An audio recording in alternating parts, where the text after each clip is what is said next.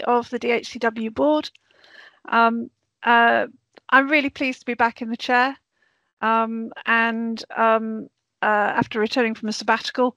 So the first point of order, which I'm going to say, is thank you, David, for doing such a magnificent job to allow me to have a sabbatical. I'm very grateful for that.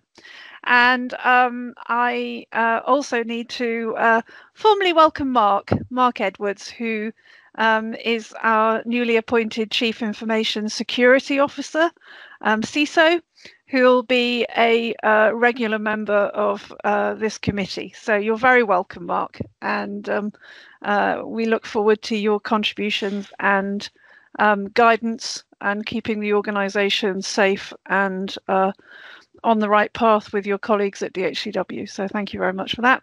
Okay, thank you, Ron. My pleasure.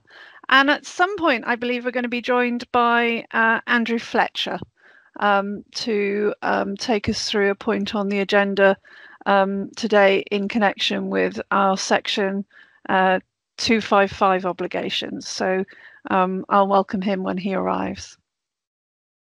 So August, so we do have a few apologies. Chris Darling, Director of Corporate Affairs, who I'm sure we won't miss because Laura Tolley is in the chair for him. And Laura, you're going to do a great job deputising today. Sam Lloyd, apologies. And again, Mark, you're doing double duty today. So thank you very much for that. And Michelle Sell, who's Director of Programmes and Engagement, is not here.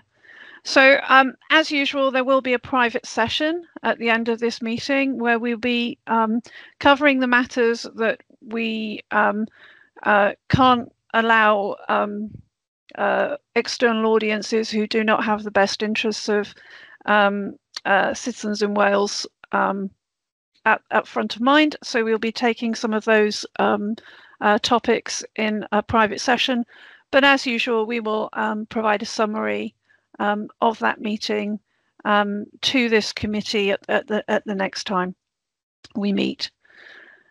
Committee papers and minutes of the last meeting have been circulated to all members of the committee, and they're uploaded on the DHCW website for members of the public to access. And if you are a member of the public and joining us through video, thank you very much for your interest.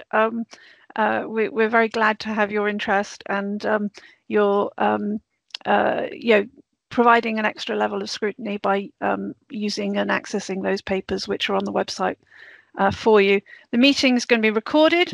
I was going to make a comment then about unless you're watching it on Dave, in which case I may no longer be the chair, but I think it will be on the website for a serious amount of time as part of our record.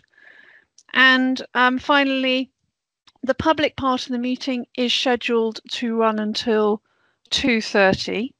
We've got a lot to cover, so I will be moving us through at a clip.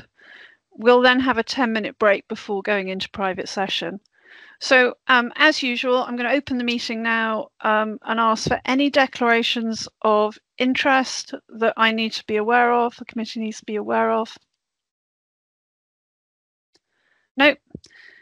Okay, thank you. And then are there any matters that we need to cover this afternoon, matters arising? Any AOB? No, thank you. Well, in which case we're going to move to the consent agenda. So all of the consent agenda items were circulated prior to the meeting. So, if you have, any comments on the minutes, could you share them now? Good. Well, if there are no comments, can I just ask you to approve those minutes?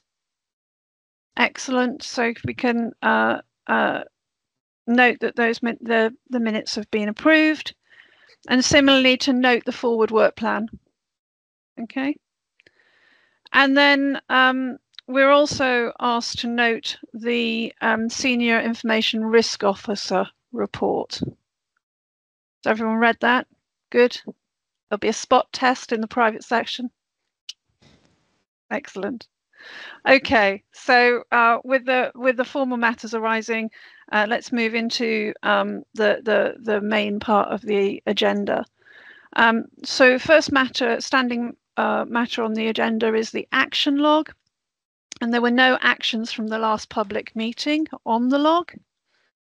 So we can move to the corporate risk register. So Laura, will you take us through the corporate risk register?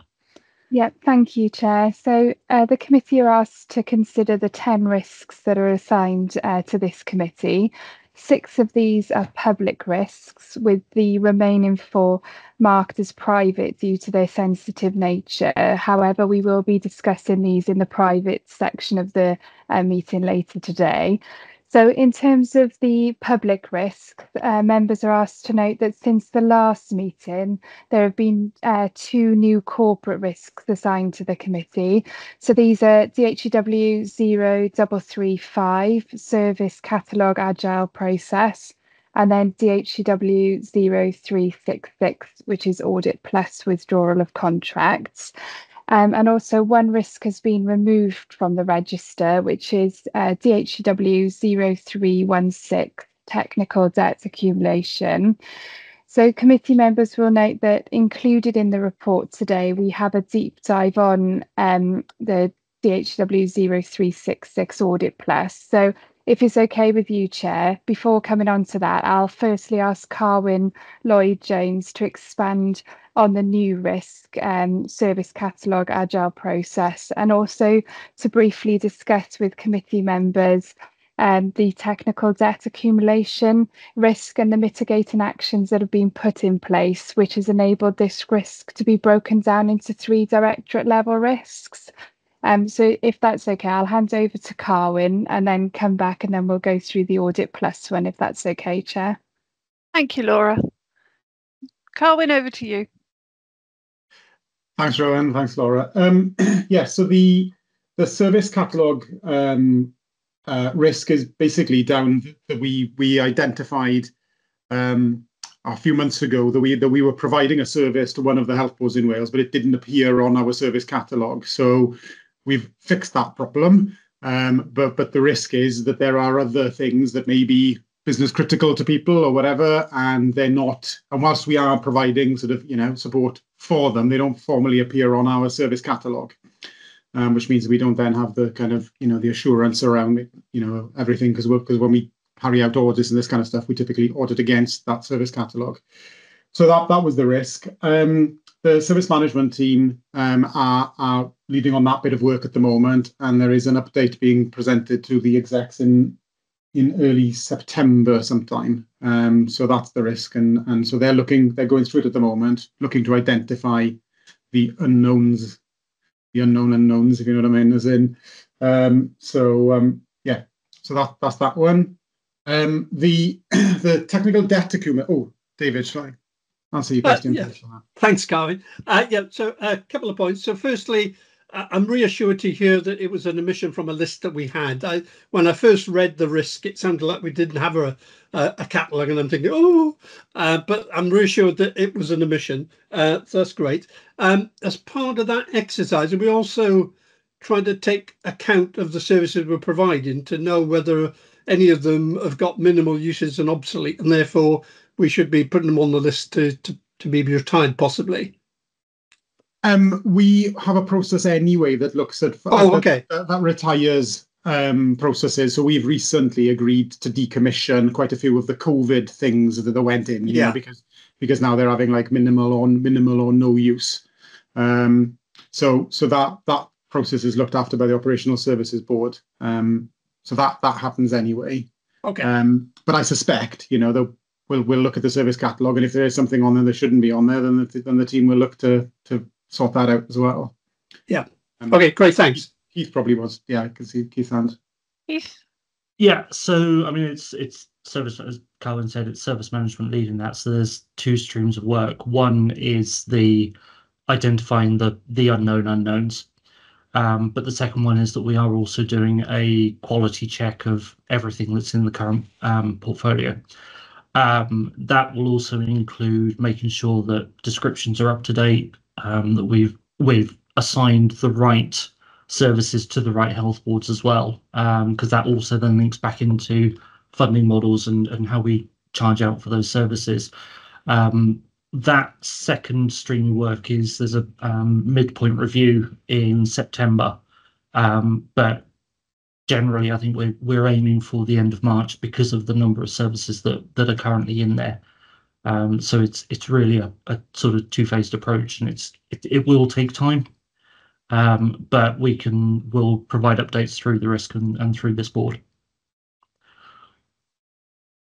Does anyone have any other questions? I've got one or two. Cowan, it's just, it's an incredibly complicated set of tools and services that we're providing. And it's a slightly difficult question. I suppose there's two of them. In this Donald Rumsfeld kind of scenario where these are unknown, so how many unknowns could there be? Do you have a sense of how this might have happened?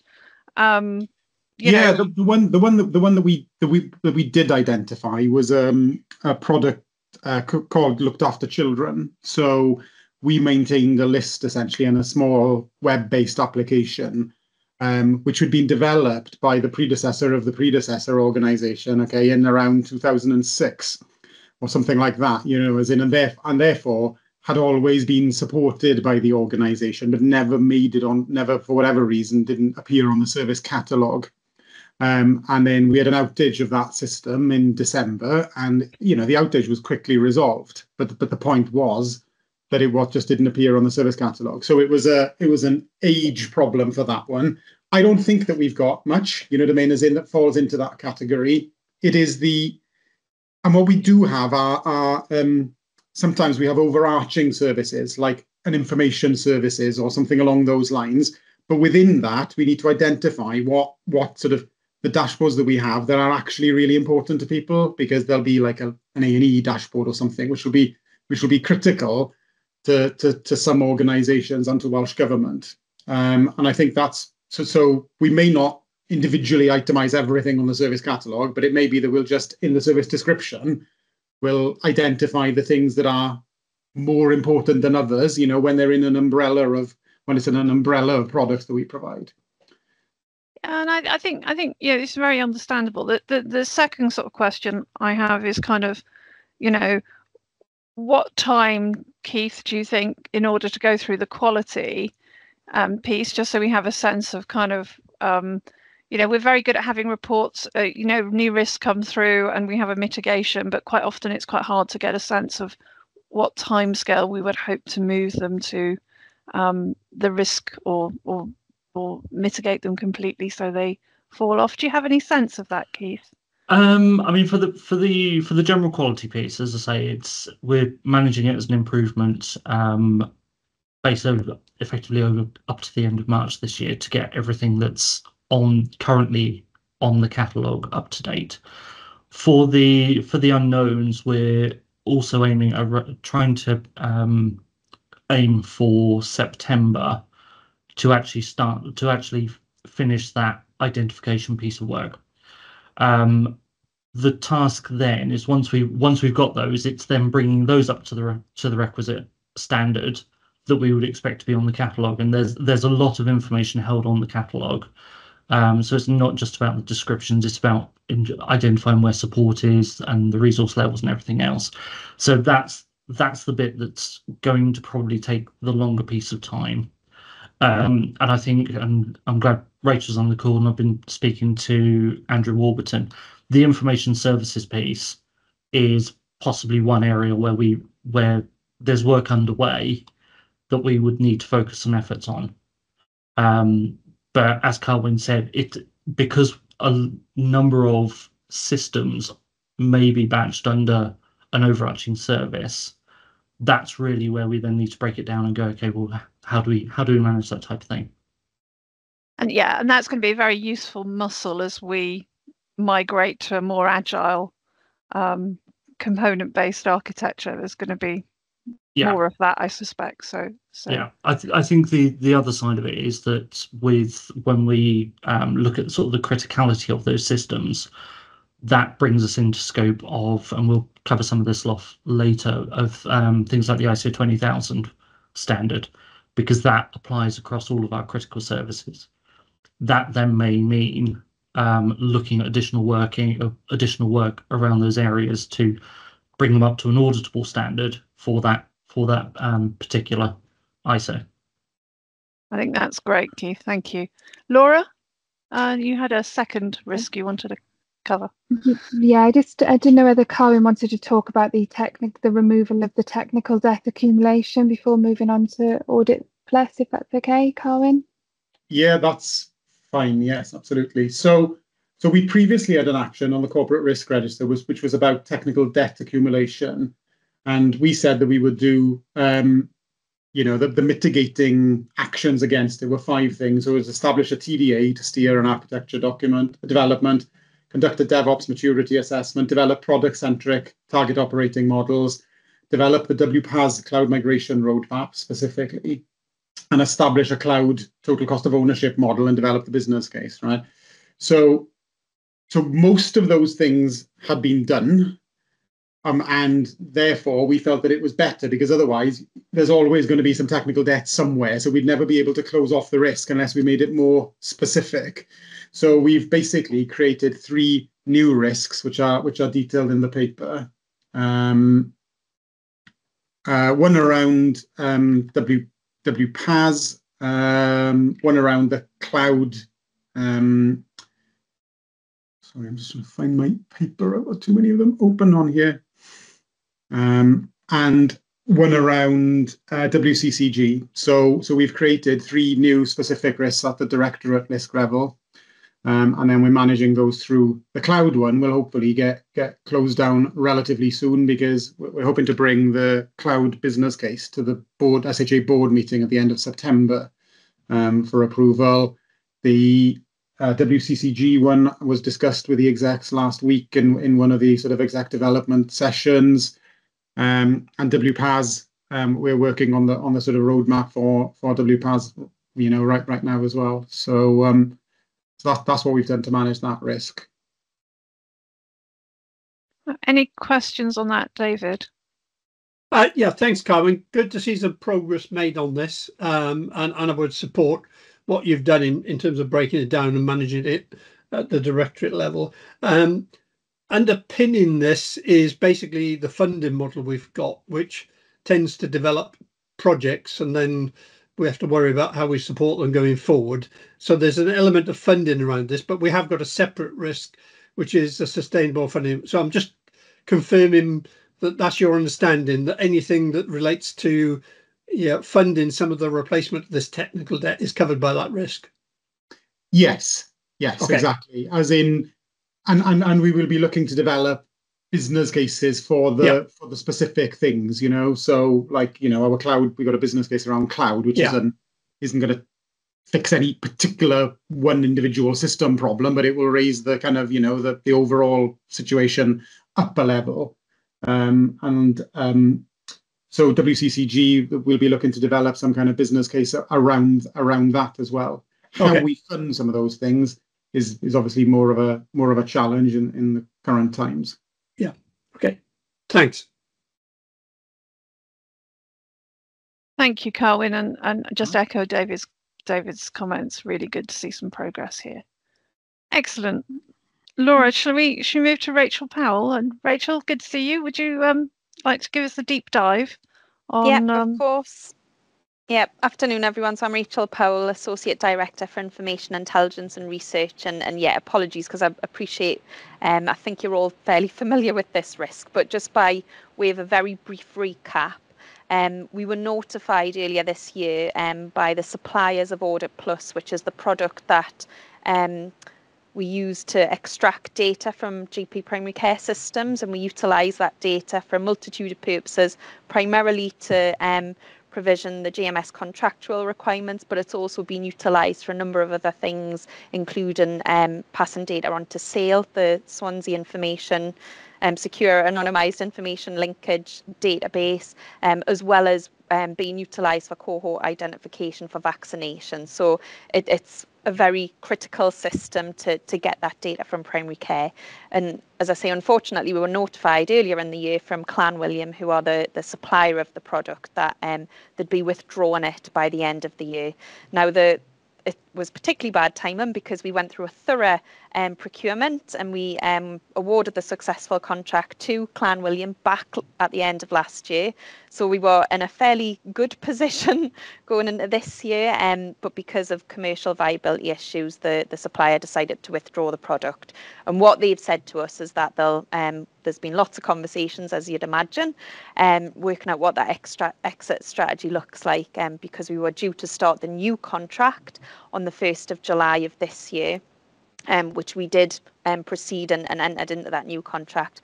We've been working with Llanwilliam to work out the exit strategy, and they've negotiated with us, and they are going to keep the contract going until the end of this calendar year, so the end of December 2024. So we're left in a position where we don't have the Audit Plus product to rely on. So the important thing now is to look for an alternative solutions, because what the team have been doing is breaking down all those requirements, and we're very clear in terms of scope. This is around a replacement for the existing Audit Plus product that suffices existing requirements. There's lots of conversations, as you'd imagine, around the future, and whilst that's very important, we're clear that for the purposes of mitigating this particular risk, we need to focus on the requirements that we've got in place and ensure service continuity. So the team have spent quite a bit of time breaking down those various requirements and components, because for some instances it's patient level information required for direct patient care, and in other cases it's aggregate data that's required for secondary purposes. So it's understanding those requirements and the information and data needs. And what we've been working really closely with our commercial colleagues on is a suite of various options that we're currently exploring. And that includes liaising directly with the GP system suppliers, reviewing existing commercial frameworks, and then also the less favourable option, but important that we're taking a belts and braces approach to it, developing a prior information notice should we have to go back out the market and undertake another full procurement. It's also worth noting that we are liaising quite closely with the NDR team as well, in terms of what they might be able to stand up in this period to deliver at least one or some of those requirements that we're breaking down. So working closely with NDR colleagues in that space.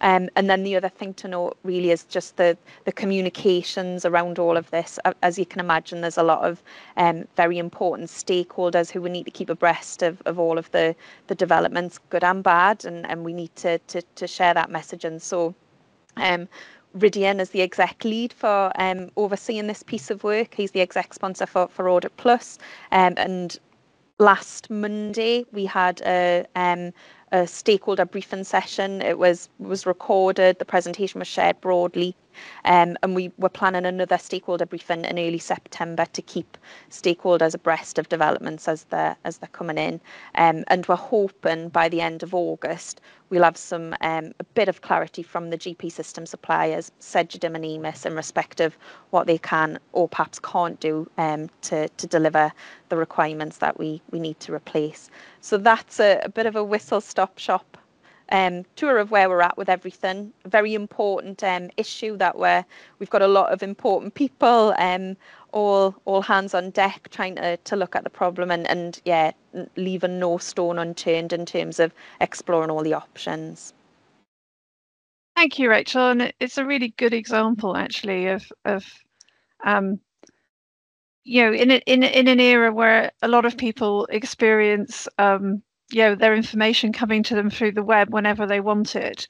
Perhaps people don't appreciate that the tools in that support clinical care and the health system are not like that. And a lot of the value of what DHCW does is the connection and ensuring that data flows in a controlled way.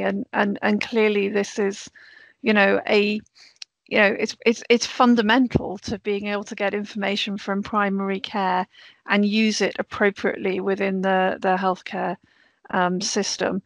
and unfortunate that we rely on a number of very specialist suppliers who sometimes are forced to make these decisions. So very difficult situation. So David, do you have a question? I do. First is a point of clarification. So Rachel, based on what you've said, it sounds like Audit Plus is some sort of ETL tool. Is that a good description of what we're looking to replace it with? It's difficult. I don't think we're going to be able to replace it like for like, if I'm honest, David, because things have moved on considerably, and I think the GP system supplier landscape will significantly impact with decisions as well, and more opportunities in this space. Like I said, we've had to break those requirements down because we rely on Audit Plus to do some reporting, to pull aggregate data, where my team absolutely don't need that patient identifiable information. We just need to report back to the service the aggregate data. But then there's other instances where, as I mentioned, for direct care operational purposes, where we need that patient level data, and that needs to be extracted as is, to help inform vaccine cohort identification, etc. So it's quite complicated as it is. Audit Plus has probably been stretched and utilised for more than it was procured for initially. So we do understand that the totality of requirements exceeds what it was originally procured for and what it's been able to support.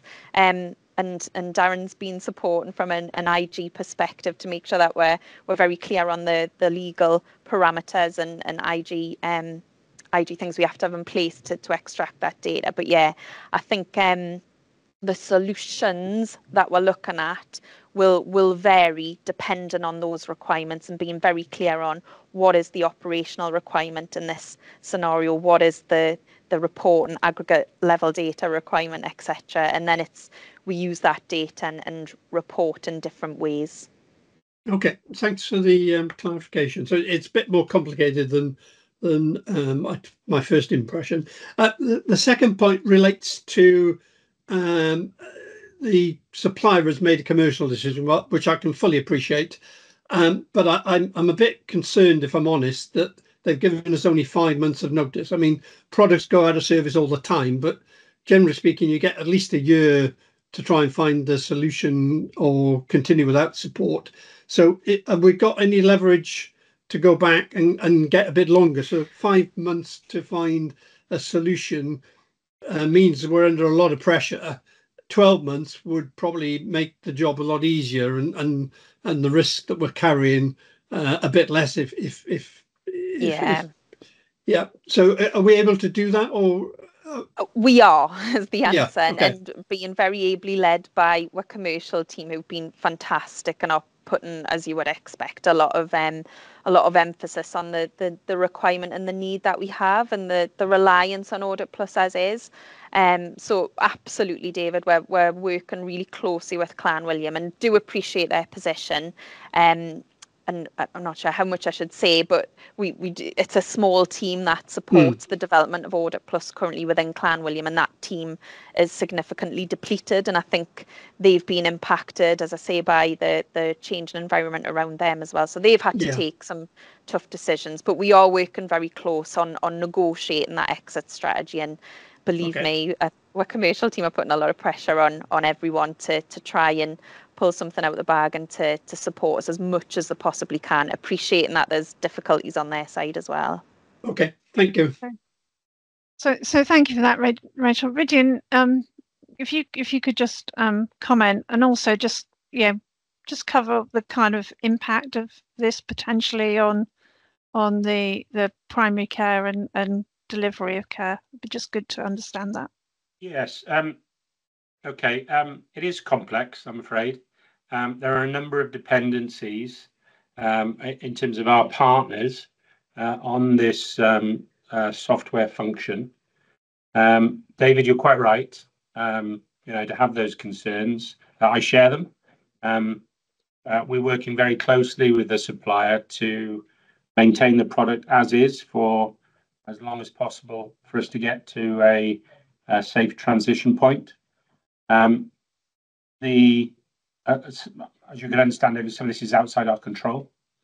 As a result of this, we've, with Rachel's very able leadership, have put together a crack squad of people, including commercial, IG, and the primary care, and colleagues who deal with information.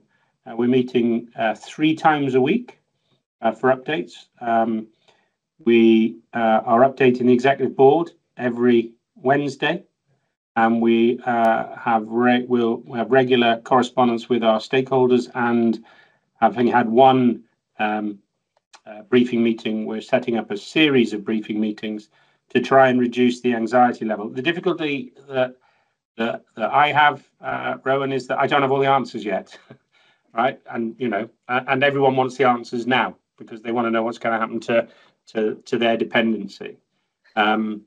In a way, Ridian, just picking on that, I'd be more concerned if you did have all the answers at this stage, because to your point, this is fundamentally complex. There are a lot of interdependencies, and you won't have a perfect view. We will come back and obviously keep this board briefed on our progress and plans. There are some commercial sensitivities, and there are some funding constraints. Because we currently pay X for something, and we may need to pay X plus for alternative mechanisms to do this. So please bear with us. All I can do is assure the board that we are on. The team is on the ball, all right, and kicking it around the park. It's always danger when a woman of my age uses a sporting metaphor. Well, I look forward to you getting it in the back of the net, Ridian, with the team. So thank you for that. I think these things will happen, and it will be solvable. It's just going to be a bit ugly until we know what the solution is. So thank you for your focus. I think that's probably the biggest way of mitigating the risk. Okay, so let's move on. Keith, I'm already a bit behind time. I'm out of practice. Can we move on to the incident review and organisational learning report, please?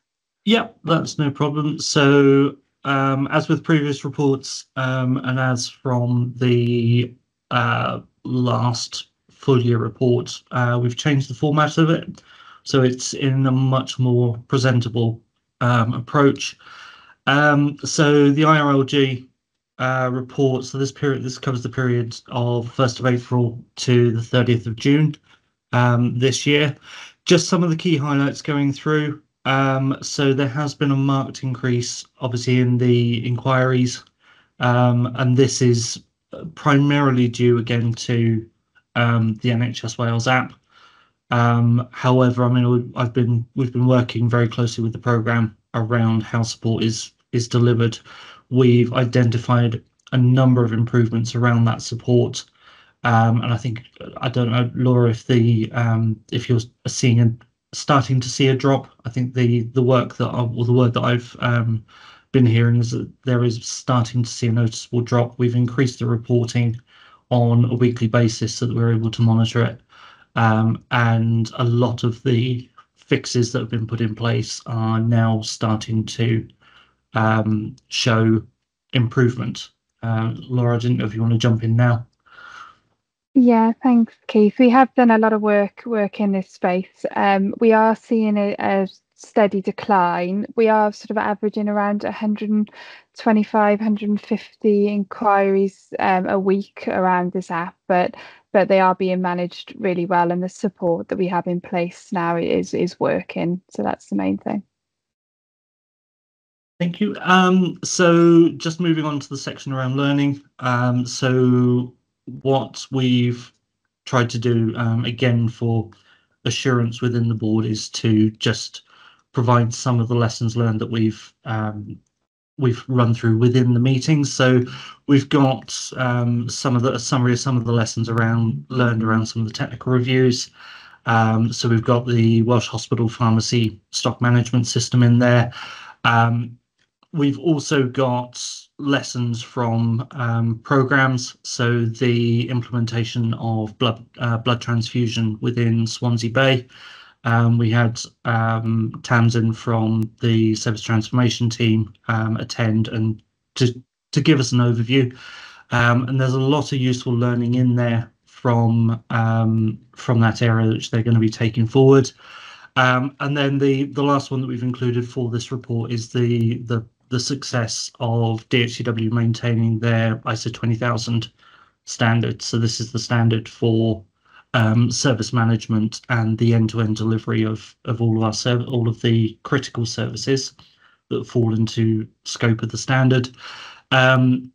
This is probably our most successful year that we've had. And I think throughout we've identified there were 4 opportunities for improvement. There were 3 positive findings and 2 observations, and no non-conformances, major or minor. I think it just shows that over time and the approaches that we've taken around the ISO standards and around 20,000, we're still seeing the benefit of it because it's still helping us to improve. But now we're sort of moving into that, a lot of positive findings showing that things are working, which is always good. And then for just some of the other areas, so it's the new improvements that we've put in place or we're currently implementing. So the review of clinical impact in sort of change and problem and major incident management, that's ongoing. But we've also brought in 2 new improvements. One is around the review of new service requests. So this is for health boards to raise anything that they deem that they need to be taking, that DHCW could be taking forward. And any improvements to existing systems or any new functionality through existing processes. And then the other one is the review of the service portfolio that we talked about earlier.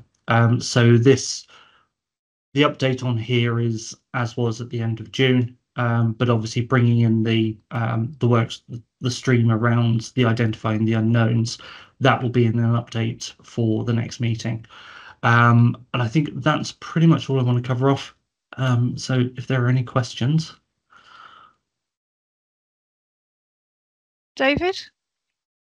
Yeah, thanks, Keith. Nice and succinct as usual. I like the new format, so that's an improvement. Thank you for that. I've got 2 questions really related to where you started, which is inquiries around the NHS Wales app. So the first is, having what sounds like quite a large volume coming through, are there any recurring themes in what people are seeking support on? And the second question is, if we're getting 150 a week now, we've not formally launched it and got a bigger user base yet. So are we gearing up for the fact that when we do formally launch the app, or Welsh Government formally launch it on our behalf, that we'll likely see an increase, and do we have the capacity to deal with that? Okay, so taking the first question first around the themes, a lot of the themes are around existing. I'm not going to say issues, but it's around existing known areas that we've already looked at. So it's going to be around the NHS login or the Welsh Identification Verification Service. We have had a couple of incidents that have occurred, and again, this would be just general feedback, but it's things that we've then picked up and we've identified fixes for, or there are things which are outside of our control. For the question around formal launch, we are working with the programme and with the service desk around resourcing. We've identified a lot of measures in there, which have meant that actually I think we're in a good place. I want to touch wood there, but we've also then identified potential continuity plans in the event that we do have an influx, and it may be because of the size of the desk and the way that the service desk works is if there's a major incident around potentially one particular service, the desk will take the calls and they will just move people onto focusing their priorities around answering those calls. So if there's an influx of calls coming in for the app, then Vicky and her team will just rearrange the team just to be able to focus on those spikes. But from what we are seeing at the moment, I think the evidence is showing that we're going to be able to cope with Okay. based on current resource. Okay, that's good to know. Thanks. Okay. Ridian. Thanks. So just to add a bit of clarity, David, for the listener, because there was some terminology there that may not be clear. Proxy access, that's the ability, if I'm the carer for my mother, and I have the permissions to manage her, let's say, repeat prescriptions, we are working out how to solve that. Okay, so that's one of the access issues. The other thing to note is, although the app is enabled to do many things, the decision to enable the local content sits with the local provider, i.e. the GP with whom you're registered. That's not within the gift of Digital Health Wales to switch on. So in very much the same way that the My Health Online service was variable, so is the content across the app. I just wanted to make those two things clear. Yeah. No, thank you, Ridian, and just also, it seems like a very good moment just to encourage people. There are a range of services that are provided. I know Ridian is always talk, and we hear good things about the Choose Pharmacy service. These services that allow people to access healthcare in different ways. I'm sure that there are many and varied. So yes, but we can make functionality available, but we may not necessarily be in any position to influence whether that functionality is made available to end users. Okay, well, Keith, before we move on, just well done. Great to see that upward trend. The learning is working, getting the flywheel of finding out how we can do things better and the organization doing better. And I'm afraid, I'm going to say we're going to have to raise standards and keep doing more. So excellent, keep doing more of it. Okay, moving on. Thank you, Keith. Moving on, Darren, to the IG report, please. Thanks, Rowan. Sorry, information governance. I always say don't use acronyms. So, no problem at all. Thank you, Rowan, and afternoon, everybody.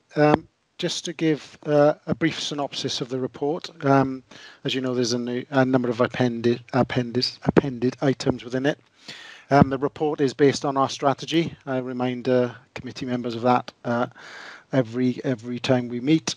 So our 4 aims. On our first aim, it's about our corporate compliance. The fact that we not only deliver the information governance toolkit as an assurance model outwardly, but we also have to comply that ourselves. There are a number of actions that have fallen out of that, and we're working well through some of those actions in order to fulfill a full and very high kind of return rate on our compliance against the toolkit. So we're moving through the actions on that very well. Aim 2 of that strategy is about some of the other items that we're working on, some of our assurance, our data protection impact assessments. It's a measure of the number of activity. I say this again every meeting to the committee, is a measure of activity that we have through the business and the number of data protection impact assessments that we have. Important as part of the wider assurance process that we have. Certainly from an information governance perspective, just to point out, actually, the Information Commissioner's Office has actually spotlighted organisations where they do not have a robust data protection impact and assurance and risk management process within them. And they do not necessarily criticise the implementation of any products and services from a privacy perspective, but the fact that there's a lack of process inside those organisations. So just to give the committee some assurance that we do have those processes, it is well built into our wider assurance and is working well.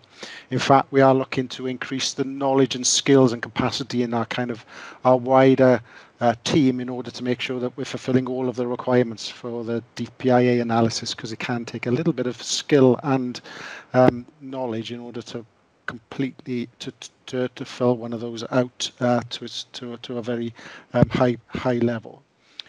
So we've had 44 that have been working on, 18 new over the quarter, and 8 have been signed off. We then go to another point of clarification is that we have taken through the All Wales Information Governance Policy through the organisation. That's been signed off by Rydian as Executive Medical Director. That's an All Wales policy that we've adopted. It's a very brief policy, but is an important one. And then on aim 4, some more detail in the appendices again around our work in order to provide advice and guidance externally, and the development of our information governance toolkit externally as well to community pharmacists and to other sources of NHS providers as well, where they need to provide assurance. Not only that, we've also spun up a data protection officer service for community pharmacists as well.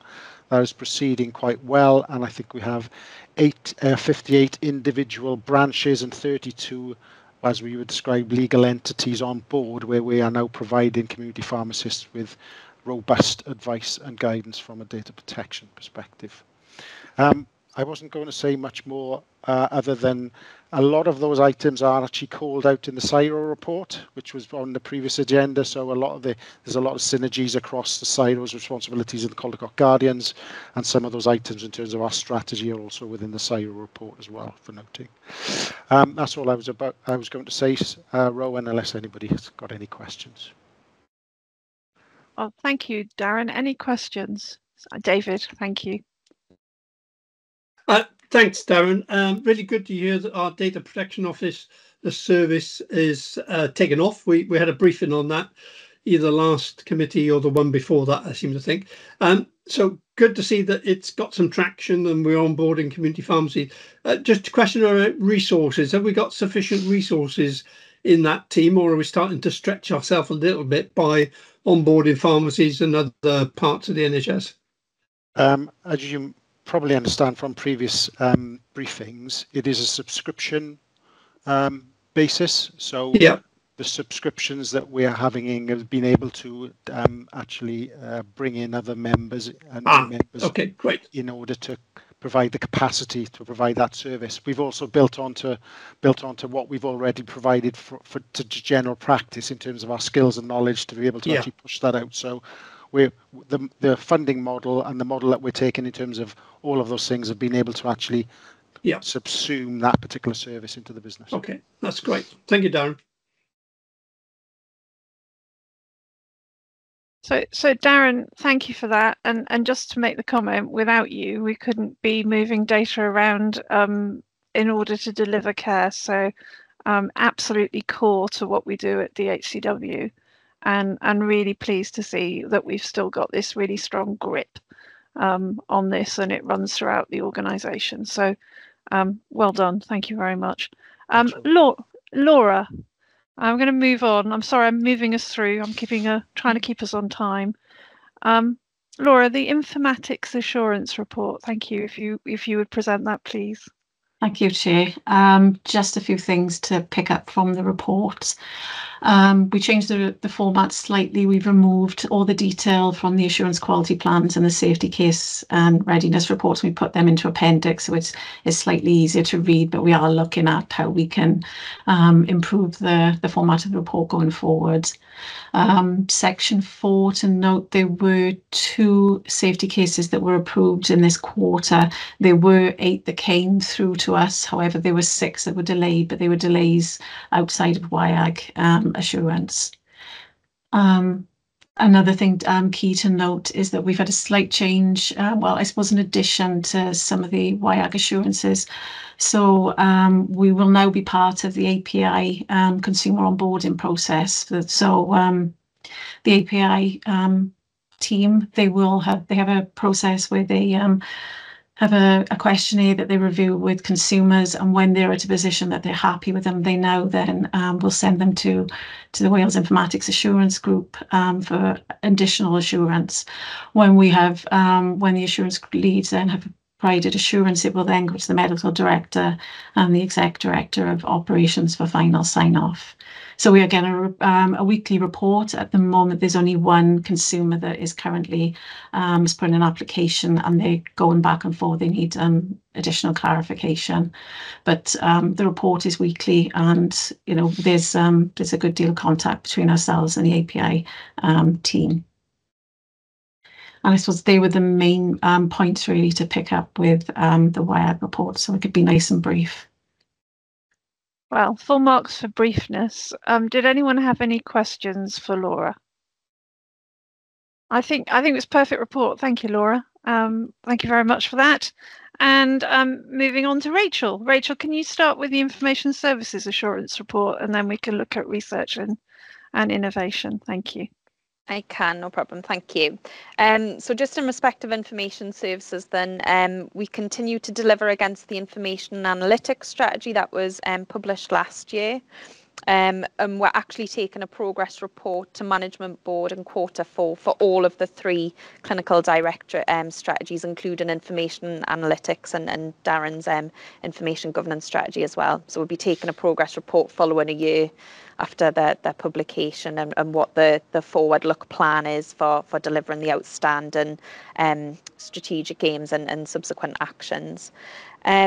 Since May, the ISD Assurance Group, we've reviewed 8 assurance quality plans, 11 safety case and readiness reports and 1 change request, and we've had 7 projects present in order to assess any information things we need to be aware of, and to have that engagement early on, importantly, so that we can ensure that the things have been designed in a way that's sufficient to suffice the information requirements later down the line, which hasn't always been the case. So it's good that that's happening. We continue to support the Data Centre 2 transition project, and we've had a successful failover back into the data centre, so that's continued to go well. And all information milestones were delivered as planned by the end of Q1, and we continue to make good progress against the IMTP.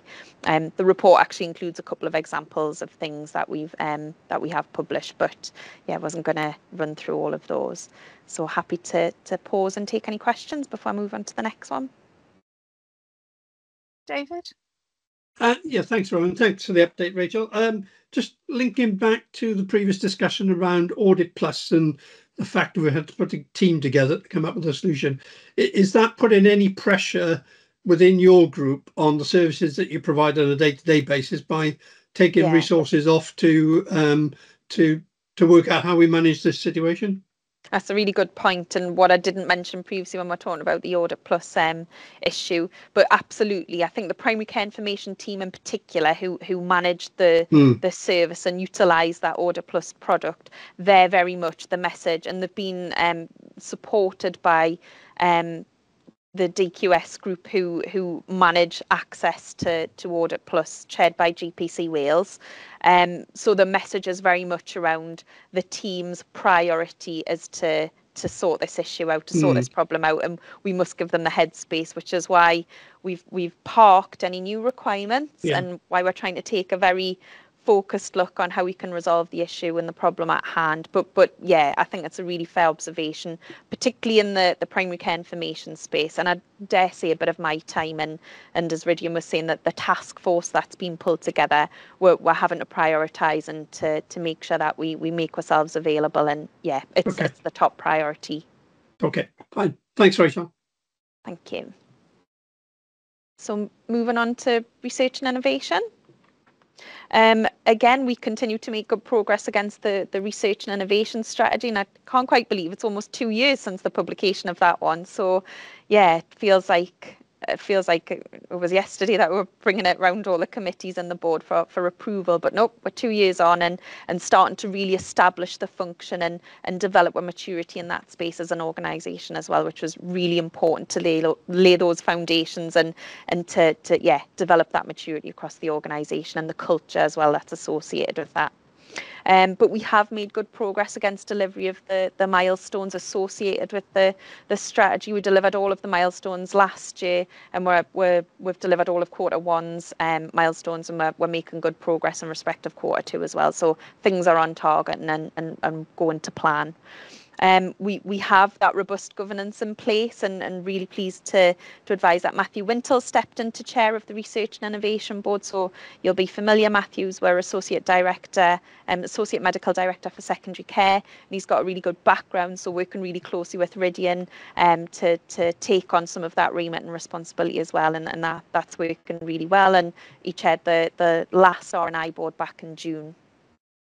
So just some brief updates then from the report. I'll pull out some key points. From a resourcing perspective, we've said previously this is really important that we cover our own backs in this space, and we start to cost recover the activity, because as you know, we were starting from a very small place in terms of the team, the core team that were supporting these activities.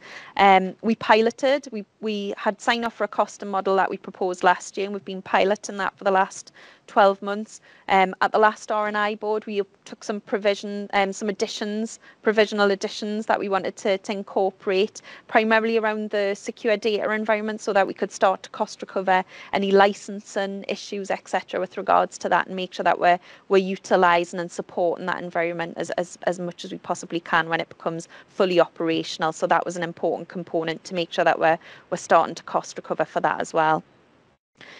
With regards to governance, I've previously reported on the good news around Digital Economy Act accreditation, and we've just recently completed the re-accreditation for the year, so it's quite onerous for the team. It requires a lot of effort to maintain that accreditation, and on the controls where there was some improvements to be made, the ONS is looking at us closely to make sure we are making progress in that regard. And we had an on-site visit actually at the start of the week in my data centre, where the ONS team came in and actually physically viewed the sale data appliance and what security controls were around that. So everything's documented and sent off, and we're hopeful that there's no issues there. But yeah, re-accreditation every year, so it's a big focus for the team, and really important that we maintain that as well.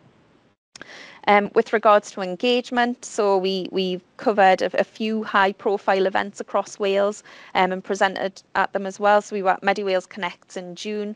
We were also at the Bevan Exemplars Cohort 8 showcase in June at the Senedd, and it was really interesting because we not only provide support to all of the Bevan Exemplars from a data and digital perspective, but we had some of our own going through that route as well, and it was fantastic to see some of the team and colleagues from DHCW presenting their own exemplars that hopefully will be incorporated and influence how we really take improvements and innovations forward within the organisation. So really important for us that. And I'm really pleased to say that we've also submitted 2 more exemplar projects for cohort 9. So we're still awaiting to hear whether they've been successful and whether they've been accepted, but we're hopeful. And as soon as we get the nod, I'll be happy to come back and provide an update, because some really interesting areas that I think colleagues would be supportive of.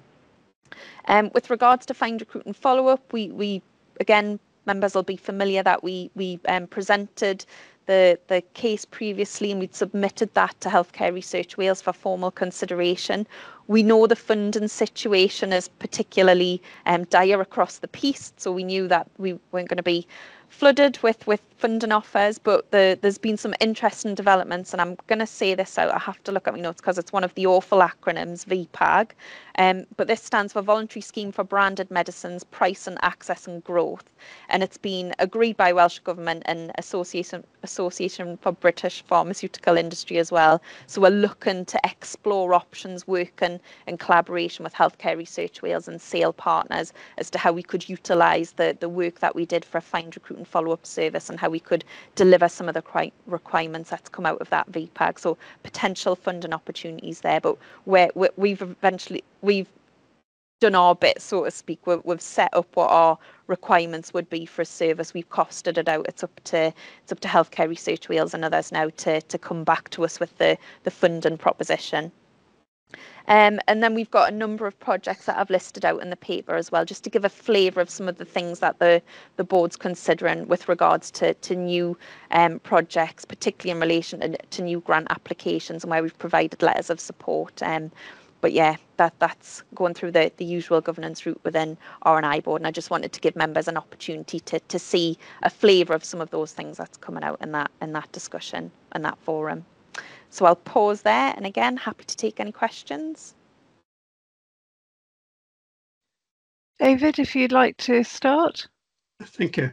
Thanks again, Rachel. In panel 5.2, you basically highlight a risk around funding. Does that relate to the things you've just been talking about in terms of, and going forward, have we got any issues with keeping the team gainfully employed? Are there any areas where we might start to see the funding falling off and we might have spare capacity? Well, I'm fortunate that I manage quite a large team and a large budget, and there's going to be some movement because of retirement, etc. So I have some plans as to how I can secure some of those core members of staff. But again, this isn't new within the R&I world, that you generate you cost recover your activities, and the funding opportunities will come, and they'll be piecemeal, and I'm fully aware of that, and ready to work in that environment. But I would like to secure my core team, as you rightly pointed out. But yeah, I think we can expand and grow the team as we start to mature and we see a bit more of that costed activity support and capacity within the team.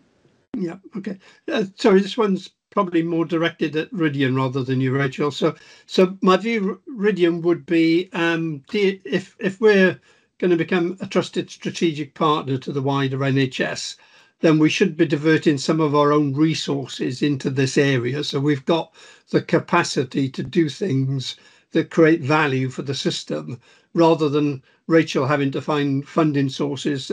It's part of our funding model problem, but I just wanted to highlight a concern, which I'm sure you've got, around the fact that we probably need to be doing more in this area, given one of our strategic missions is generating more value from data. And I think in order to do that, we have to look at how we, DHCW, can provide more resources to Rachel in order for us to do more of this good stuff. Can't disagree with that at all, David. As you know, what I want us to be able to do is to provide information that is useful and used in a consumable format for our partners. Rachel's got a very able team. There's always an issue with capacity, and we are always having to prioritise. I think it's worth noting, David, that there are some things that we just have to do because we're told to do, and there are some things that we'd like to do because we would believe they add value.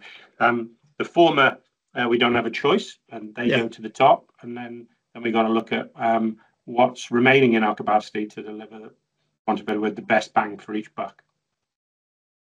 Okay. Thank you, Rydian. Laura? Thanks, Rowan. It's just more of a comment, really. So I know the R&I team are fairly new in DHCW, and they're doing a load of great work. And I know Rachel and the team are looking at developing some KPIs and measures, which will be really useful for us to see and sort of bring to life all of that work that's going on. So it's just a comment that it'd be really good to see that come into the committee going forward. Thanks. Thanks, Laura. Rachel, I was really pleased to read this report. Just particularly the R&I projects, because I think they bring some colour to sort of the point that David and Rydian were making. So, delighted to see that you were looking to be part of a UKRI Smart Award. Because that means we're working with small innovative businesses, and that has economic impact. Great to see that happening in Wales, and also providing utility and demand for the secure data environment. So that's one of the places we'll put data and make it available to third parties, where they can do some analysis, but they can't take the data away. So it's a very protected space.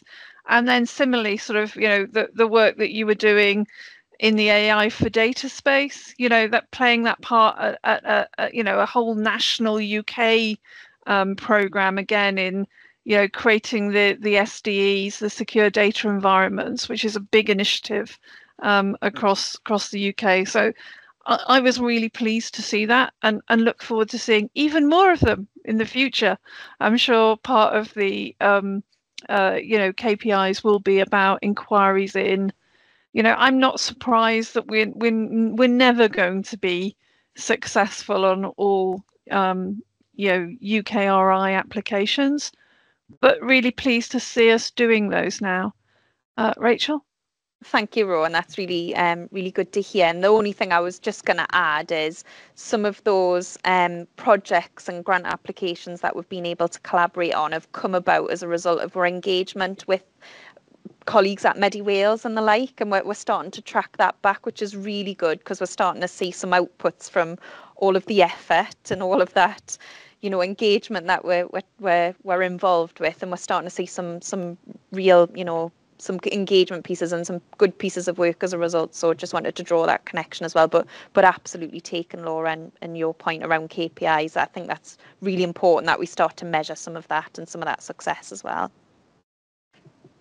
And thank you. And I think that doing this and having these external discussions is also pushing more ideas into the pot at DHCW Wales. So there's a learning piece. So thank you for that. And we're more or less on time.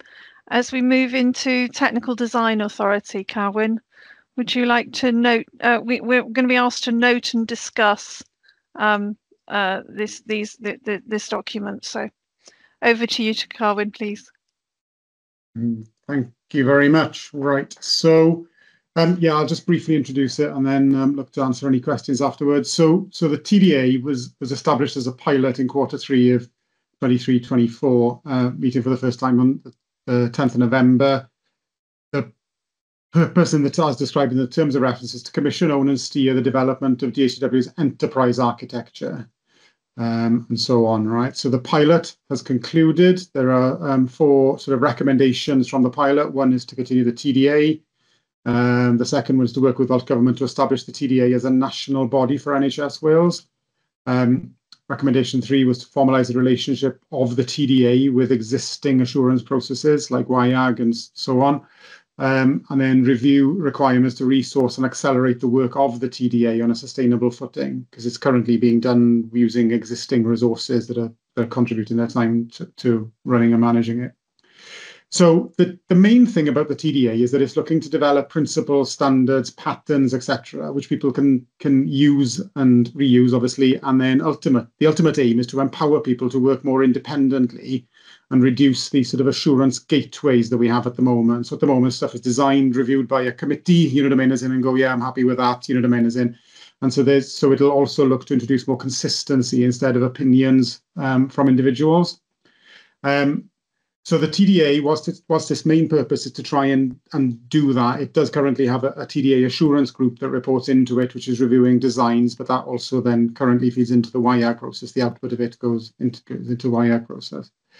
The TDA has already agreed the level 1 principles by which we operate. So we've got the idea of tiered principles. The tier 1 principle will be like cloud first or internet first or whatever, those sort of high level principles, and then the tier 2 principles have been built around the domains that the TDA has got. So the TDA is structured the work around 6 architectural domains.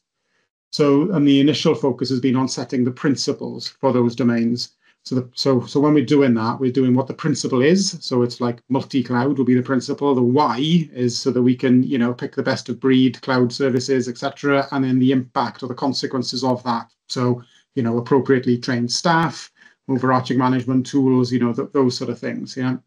So the 6 domains are digital workplace, digital products and software engineering, open architecture and integration, data and analytics, security and identity, and then cloud and infrastructure. So 2 of those layer 2 principles have been done and approved, and then which is open architecture and integration and data and analytics. The other 2 that have been completed but just need approval at the next TDA meeting is digital workplace and cloud and infrastructure, and the work on the others is progressing as well. So that's a kind of high-level summary of where we are with the TDA. And David, do you want to lead us off on some questions I do. Carwyn, please. Thanks, Rowan. Thanks, Carwyn. First thing, Carwyn, great progress you've made since this was established. I would fully support it. I in particular, I support recommendation 2, which is working with the Welsh Government to try and establish this at a national level. So I think that's essential if we want to become a trusted strategic partner for the wider NHS. You have my full support around that. The one thing that will lead us into, so where you've started is with the principles, which is great. But given that we've got some technical debt around our existing estate, at some point we really need to do a mapping of the architecture as is, and then develop the future architecture, the 2B, where we would like to get based on all the principles that we've got, so that we fully understand what we want to build as products, what we're going to buy in as a COTS product and configure it, and what sort of the underlying applications that we need to glue all of this together. So with that in mind, that's my view of what should happen. Does that coincide with what we're trying to do here, or do we need to try and encourage you to do a little bit more? It's difficult to answer that question. So I'm here covering for Sam, really, in this paper, and obviously the paper's been written by Ian Williams, who has now left the organisation, and Chris Collis is starting with us as our new chief digital architect in a few weeks' time. But I think that is the aim. Yeah. So once we've got the principles and the standards and all the rest of it, there is, we need to produce roadmaps for all of our products. And we need to align those roadmaps then with the, with the principles and the standards and stuff that have been created by the TDA, if you like. The difficulty is around, the buy or build and all the rest of it, and because the kind of the wider NHS family have strong views around that as well. Yeah. So it's not just something that DHCW can decide on. So there is a lot of work going on at the moment with the Director of Digital peer network, which meets monthly, looking at that at the moment around the sort of buy versus build debate. You know what I mean? As in, but I think what you're asking really will be picked up in the product roadmaps specifically, as opposed to something that the TDA will do. I think the TDA will look to produce that high level architecture, you know what I mean, as in with concepts around, data storage and document storage and this kind of stuff and how it all glues together. But it will take some time then to align all of our products to work in that way. And whilst we have complete control over products that we write ourselves, we don't have complete control. We can try and influence suppliers, So one of the principles that we're looking to do is to, implement everything through an API, so that everything is queried on demand. But some of the products that we buy in off the shelf don't work like that. They require the information to be pushed to it, and therefore we have to have an integration engine that does that, and to change that is challenging with third-party suppliers. Okay. No, thanks, Carwyn. I mean, I'm great what you've done. All I'm trying to do is encourage you to go further, but I do accept that we might run into some challenges from the wider NHS as we try and do that. Yeah, and like I said, I can't claim responsibility for the work so far. You know what I mean? As in, apart from the 2 of the architectural domains that are mine, most of the work has been done by others, Ian Williams in particular. So okay, good to see. Thank you, Laura. Yeah, sorry. Thanks, Rowan. If that's okay, I'll come in just with a comment. So we discussed this paper at Management Board before it came here, and there was a suggestion that the TDA report routinely to this committee, a bit like WIAG with the assurance report, so almost like a TDA assurance report. So it's just putting that suggestion to the committee, and if you wanted that going forward, we can build that into the cycle of business and the forward work plan, Rowan. So thank you, Laura. I mean, I'll come back to that in a moment, I think. So I can't see anybody with the hands up. I think what's great about this, Carwyn, is you've got this architectural set of standards that if we can surface them, become essentially an operating standard for clinical informatics in Wales. And I think that can be a really powerful tool if we do it well, in that, we will have, clinicians and consumers of data in the NHS and those who need to access data, who will see their one piece of, the data flow, and they'll know it very, very deeply and have strong, feelings about what they need to do their jobs well. And that's what we always want to provide, but perhaps don't necessarily see the consequences of each piece of, the technology and needs of other colleagues in that chain. Yeah, and the sharing of information, I guess, isn't it? Rather than capturing and only storing the information within a particular departmental or exactly. Yeah. And I think what the purpose of this is to enable the capabilities that work today and also scale to the future, so that we're not just doing this for ourselves. We're doing this so that people who are delivering patient care have access to timely, accurate, robust information that is consistent with safe patient care. That's what this comes down to. So I think, with that in mind, I would like to see, as we have done with some of the cyber things, us surface this. So Laura, I think that the point of having it report to this committee is it gives us an opportunity to talk about the development of this and how it, gets landed in the wider organisation and within DHCW and beyond. Because it then starts to inform things like procurement. You perhaps would prioritise solutions that meet the needs and are compatible with the TDA. So, that's why I would support it. Yeah, so to do more of the show and tells and this kind of stuff, as in internally and potentially externally as well. I think it's really important. Otherwise, it becomes a very smart document that doesn't actually come to life. Yeah. And at the moment, same as David, I commend all the work that's gone into this. It's not a small piece of work to have done all this, but essentially this is the start line. In fact, Yes. actually, kind of, if we've just seen the Olympics, it's the bit where we're all running out on the track, each for kind of one of the architectural domains, ready to run the race.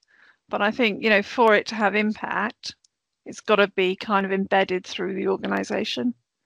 Yeah, we'll feed that back into the TDA then, and we've got plenty of opportunities. We've been more recently doing some technical 10 talks, so around a range of topics, mostly sort of infrastructure ones to start, but we've got cyber ones in the pipeline, and then to do a 10 talk on one of these domains or possibly several of them together would seem a sensible thing to do. We do get a lot of buy-in from, we get a lot of, a large audience for the technical 10 talks, typically over 200 people dial in. So that would be probably a really good forum to use. Yeah, and excellent stuff, because this is how we deliver, what we need to deliver to reach the sort of 2030 agendas. So thank you for that. David, sorry, one more thing before. Yeah, if I may, Ryan, I just wanted to just commend people for their volunteering efforts to get this established. But going forward, we really need some dedicated resource because this is a key part of our future role. So we need to recognise that and allocate some resource accordingly. Not something that, but if you could take that back, Carwyn, and just message it to Sam at least, and I'll probably try and bring this up in one of the board development sessions as well. And actually, it'd be one of the things I'd like to have on the minutes of the meeting, that we call out that architecture doesn't come for free, cloud solutions don't come for free. We often see the interface or the software product that we might be buying as part of the solution. But a lot of the cost and forward value comes from the connecting it into these types of pieces. So I think it's one of those things that yeah, we should establish and be part of what we talk about regularly. In which case, having said that, I'm going to ask Andrew. Hello, Andrew. Welcome. Hello. Good to see you. And really, this is a great point, because Section 255 requests are all about, you know, information governance controls to enable information to flow through healthcare systems. So, Andrew, would you like to, you know, talk about the request for the National Major Trauma Registry data, why, and then we can note the request and record it appropriately. No problem. I mean, there's a lot of information in the paper, but basically, Digital Health and Care Wales need to request that NHS England undertake its functions in relation to providing a national major trauma registry. NHS England is a very, very slim set of powers, and the only way that bodies can request in is by a certain number of ways. For a devolved administration like Wales, Section 255 requests are the route. The Section 255 request is a formal letter that that needs to be accepted. The Section 255 of the Health and Social Care Act 2012 provides what's needed to be included in the letter. And then there are other documentation, just to reassure the committee, from the commercial aspects and what have you, that are dealt with outside of this committee and in line with organisational processes. This was something that was always intended to happen to a certain extent. Wales have always been involved with TAN. We've provided PEDU data to them. It's a slight difference in governance arrangements because rather than it be run by an independent, it's actually being coordinated centrally by NHS England for the 4 nations. There is a pro forma which is available in the papers. It's actually a document, I think, in the just to give members a bit of background, we suggested some time ago when we did the 255 request out to committee, bearing in mind that sometimes these are quite these need to be turned around quite quickly, that we produce a SOP, but at that time NHS Digital were being abolished and we weren't sure what the new Section 255 was going to look like. As it happens, changes were minimal. So outside of this meeting, we've set up a corporate SOP. We're almost testing the SOP because we followed the SOP to produce this, to bring this here today. But the pro forma is within that SOP. And they're just the checkpoints, really, that the organisation can be assured of when endorsing such requests. Helen obviously sends the letter to the Chief Executive of NHS England. I'm happy to take questions, obviously. I mean everything's in the paper. Hopefully you can see it there, but I know lots about. I think a lot of us have lived and breathed a lot about these processes for some time now. But obviously happy to take questions if anybody has any. One point to note, actually, that we have got a very good data requirement for this information, because